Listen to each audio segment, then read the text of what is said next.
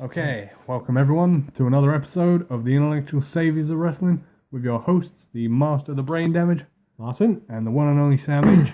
And this is your Raw review from the 6th of December. Now, how did we open up the match? Well, we started off the show Show? There you go. the Architect, Seth Rollins. Oh, the man whose Christmas jumper you've got. Yeah, it's an amazing jumper. I recommend everyone buy one. Show your support. Yeah, so Seth Rollins came down and he said that he's had enough of everything that was going on and he's finally calling out Triple H. Eventually. It's only taken, 2-3 months for this to happen, but yeah. Well, it makes sense. I mean, we're going to be going into the WrestleMania season soon. Who knows? Maybe he'll turn up at Roadblock. He might. End of the line. I'm glad he's finally referenced him. And Seth said if he wants to get to Triple H, he needs to become the Universal Champion. Yeah. And this brought out the Universal Champion, Way. Kevin Owens, KO Mania. who went on to talk about his best friend, Chris Jericho, and said he had got him a couple of presents. Matches, essentially. Okay. Jericho would be fighting for the US title later in the show. Yeah. And he'd be fighting Seth Rollins at Roadblock. Ooh. But he had an extra present for Seth Rollins tonight. Uh-oh. A match with a returning superstar we haven't seen in a fair few months. Not that you'd notice. None other than The Big Show. Ah. But the big question is he a heel or is he a face? Well, I did wonder this, but as often as you can tell with Big Show, if he comes out smiling, waving, and hugging little children, he's a face. And if he's walking in the ring moody and miserable, he's a heel. But this time, he was walking to the ring and he was smiling, happy, hugging babies, slapping hands. Yeah. So, but I believe we got a bit of a weird result for this one. Yes, this was a rather strange ending. All throughout the match, you had Kevin Owens being cheerleader, going, "Come on, Big Show, get him, Big Show." And eventually, Big Show had enough. He pulled Kevin Owens in the ring and chokeslammed him. Oh no! Poor Kevin. Poor Kevin. And then he went to Seth and he went, "He's yours, have him." And he walked out, Yep. getting counted out in the process. Idiot. And of course, Seth went, "Okay, fine," and pedigreed him. Oh no! Already not a good night for Kevin Owens. No. Hopefully his bestie will have a better night. So, then our next match. We had a cruiserweight match between Davari Aww. and the British gentleman himself, Jack Gallagher. Great man. He is Probably one of my favourite cruiserweights at the moment. an extraordinary gentleman. But I don't know if he's quite on the level of the League of Extraordinary Gentlemen Oh, just no. Bring that show up. That was weird. Yeah, this was another relatively quick match. Good to see Gallagher getting in all his moves and whatnot. Tying Davari up in knots. Yeah, and then unfortunately for Davari, he had to running drop kick to the head. Yeah, I mean, it was quickly becoming one of Jack's signature moves. He can get some height on his drop kick. Can't he just? I mean, he got him 2 feet straight in the face, and that was it. Unbelievable. So, we want to see plenty more of the extraordinary gentleman. But in a show of utter disrespect and unsportsmanlike behaviour, Davari went to shake his hand and then kicked him in the knee. How dare he? It's very ungentlemanly. And he proceeded to give him a few more shots to the knee before walking off. They're that bloody predictable. I'm just waiting for it. He's going to come out one day with his brother in Muhammad Hassan's old music. Oh no. No, he's not. And hopefully we don't see a man riding a bicycle in the music video. That's the best part of his video. Oh dear. Then our next match. We haven't seen this about 20,000 times this year. Yeah. We had the Universal Champion in action, Kevin Owens, and he was facing off against his old nemesis, Sami Zayn. Yep. Just before this match started, we had a backstage segment of Chris Jericho turning up at the arena. And Kevin informed him of his presence and said, yeah, are we cool? Are we besties again? And Jericho, stone-faced, went, no, we're still not cool. And Kevin Owens was informed he had a match tonight with Sami Zayn. And of course, he's already suffering from having been chokeslammed and pedigreed. So he was none too thrilled. Not a good night for Kevin. And if you've seen these two wrestle, you know they can put on a wonderful match. Yeah. Their match at Battleground is one of my 5-star matches of the year. Instant classics. And this one wasn't as long as the previous matches we've had. Good match. Decent. Back and forth. But again, the problem I had was that the finish came pretty much out of nowhere. Yeah. Kevin had taken a fair few suplexes and other moves, including one suplex into the barrier. And just as Sami had thrown him back in the ring, he went to go pick him up, and he got caught with a pop-up powerbomb. And that was it. 1, 2, 3. Wonderful. And you're just like, okay, this really does nothing for either man. Please tell me at least this week we weren't treated to long-standing bickering about he doesn't realise what he's getting into from Mick Foley. No, we didn't. No. Well, we might have done on the pre-show. I heard Sami Zayn was on the pre-show, but I didn't watch it. Yeah. Whatever. Yeah. Another cruiserweight match next. Yes. We had the cruiserweight champion, Rich Swann. Now he's the outlandish Rich Swann. Oh. That's how they announce him now. Against Mega Man. TJ Perkins. Mega TJP, the Duke of Dab. The Duke of Dab. That's what Ronaldo called him. Oh, Ronaldo's an idiot. Well, this was, again, quite a decent match between these two. Fast-paced, back and forth. Yeah, well, it's what you come to expect from these two gentlemen. So, who picked up the victory? Oh, well, after a series of back and forth counters, TJ Perkins got caught with the spinning heel kick from Rich Swann. And it looked like he caught him. Yeah, I was going to say, he makes that look pretty darn nasty. And I swear, it only took one. It took 3 to put down Kendrick. But TJ Perkins ate one, and it connected so powerfully. That was it. Game, set, and match. Done. So he's all set up for his Cruiserweight rematch on 205 Live. Against the Brian Kendrick. Yep, the man with a plan. Plans haven't been working too well recently. No. And what's the deal with that flag he keeps coming out with? Yeah, it's weird. Yeah. Well, just when you thought things couldn't get any weirder, we move on to our next match, which is a women's match between Bayley and Alicia Fox. Yeah. I don't quite understand this one. Well,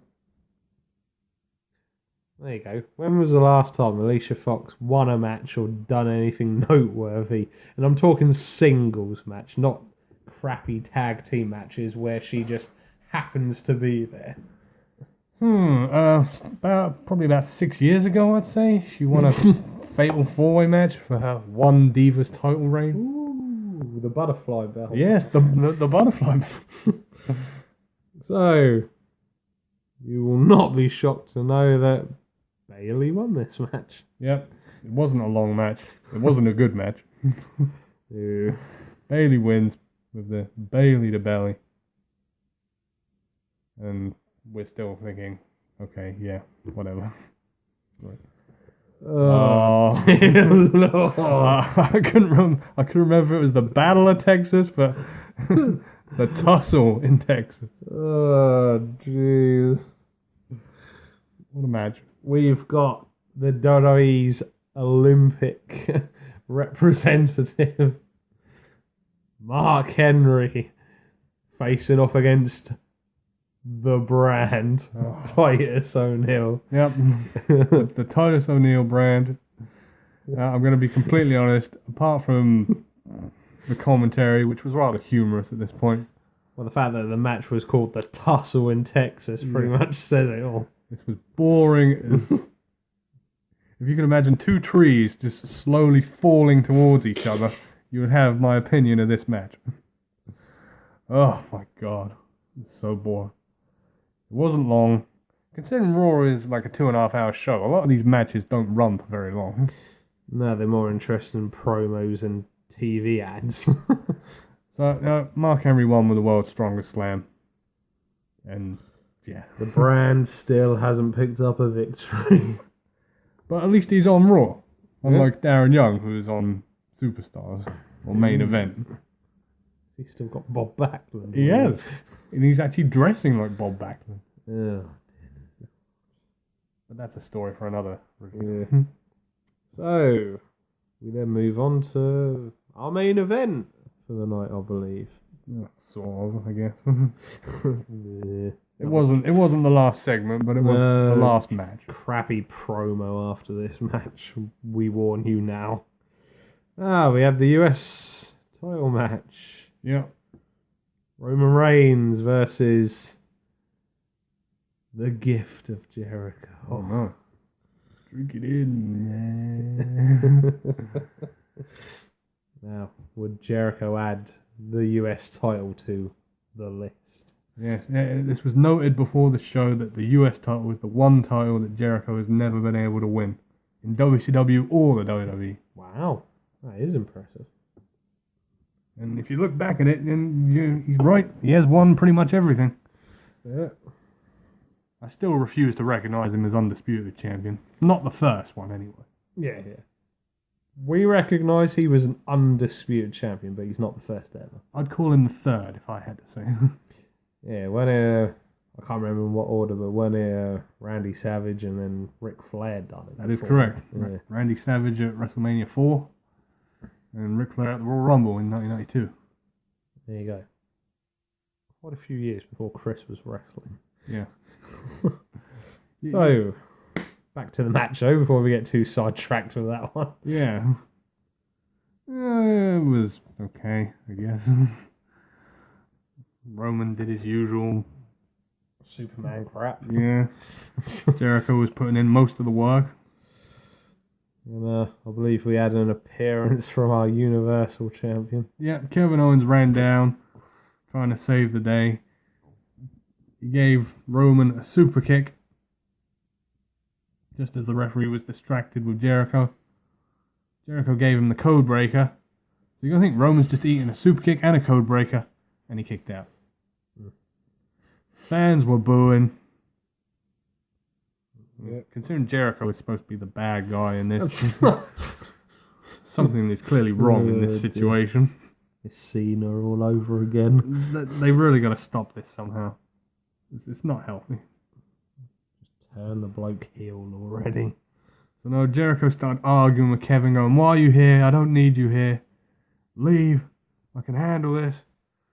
And in Kevin Owens' face, it was like one of those sad puppies who's like It's like a broken-hearted man right there. And just as he was walking up the ramp,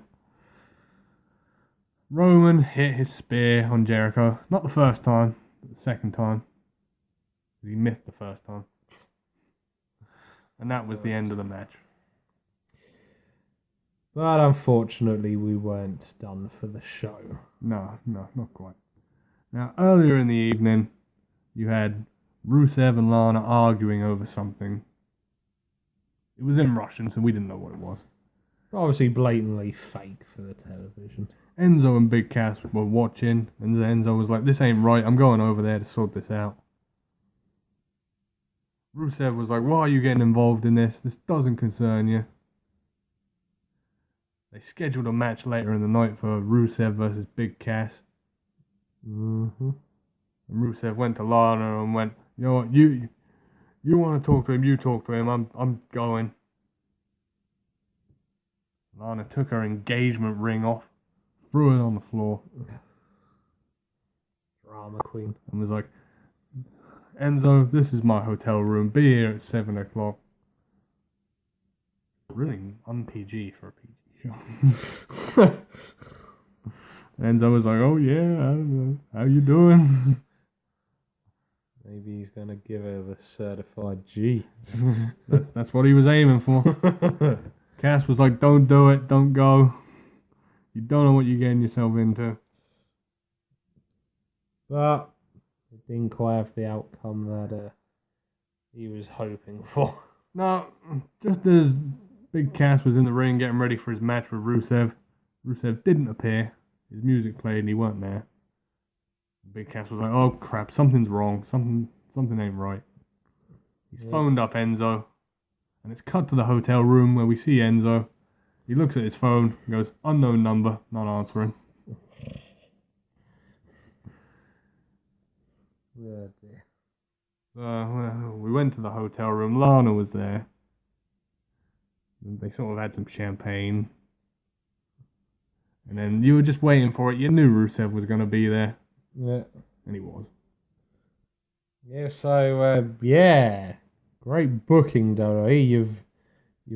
You've taken Rusev from challenging for the US title to beating up a guy who's nearly half his size. Yeah. There was a hotel room brawl, which ended with Enzo getting hit with, I think it was a glass vase on the back of his head. Yeah. And then they tossed him out the hotel room. And Lana put a "Do Not Disturb" sign on the hotel room door. What a boring. I mean, we all knew it was a setup. I think Enzo even knew it was a setup because he was trying to leave. Yeah. So, yeah. Now, we've forgotten one more match. Yeah, and another promo. Yeah. But, yeah. I don't think I want to speak too much about this one because, there was a tag team match to declare who were the number one contenders for the tag team title. Cesaro and Sheamus versus Gallows and Anderson. I don't think we want to spend too much on this, just purely because of the shit ending. Well, yeah, I mean, if you'd watched last week, Cesaro and Sheamus are now buddies. They are on the same page at last. After beating up some people in a pub, Yep. sharing a pint of Guinness. So everyone's alright, they're buddies again. It's all good. New Day were out there on their bean bags, eating popcorn. And this match was, again, rather short. It ended up in a no contest. Yeah, the New Day sort of got involved. I can't remember who it was who threw in the first shot. But it turned into a big 7 or 8 person brawl. Yeah. So it was then determined that the New Day would be facing both teams. Yep. Next week on Raw. Yeah. They're inching that tiny bit closer to the demolition record. And I think they said that next week is the last one. If they hold it until midnight, they'll break the record. If they lose it before midnight, they'll only tie the record. Ooh. So, interesting Raw ahead. Yeah, very interesting. So, we'll see what happens next week with that one. On to the final segment. Yay. What's better way to end the show than two members of a family bitching and moaning at one another? Yeah, all throughout the night we were shown footage of Charlotte a couple of months ago sending Rick back to the retirement home, which I actually thought was rather funny. Because Ric Flair crying is hilarious to watch. Oh dear. And this was going to be Charlotte's heartfelt apology to her dad. Really? I do realise who they're talking about here. I can't remember. Sometime earlier in the show, they announced that there was going to be an Iron Man match at Roadblock. Yeah, that's correct, yeah.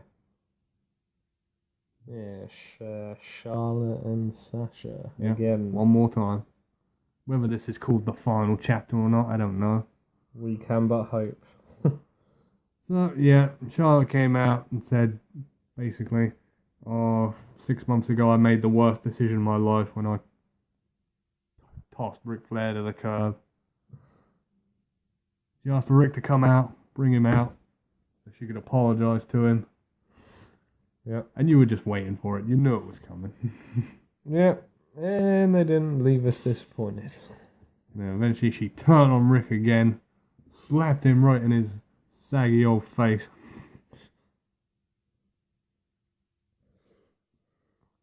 Yeah, correct.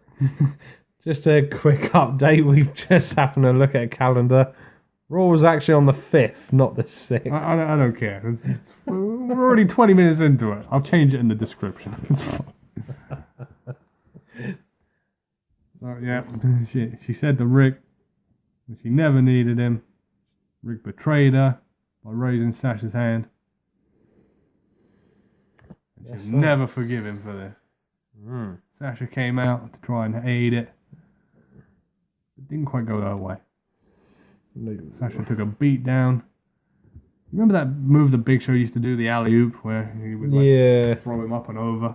Yeah. Charlotte did that to Sasha Banks on the ring post. Hey. Looked like it knocked her out. Jesus Christ. And she dragged Sasha's unconscious body back in the ring and said, "That, Rick, that's your trophy. You're welcome to her." Jeez. And we ended with Charlotte on top. Which I'd quite like personally. Jeez. Right, let's end it on that note. As non-PG as it may be. Right. And that was your Raw. Yeah. I've been Martin. Yeah. And the one and only Sam H. We will see you again for the next one. Adios. Woo!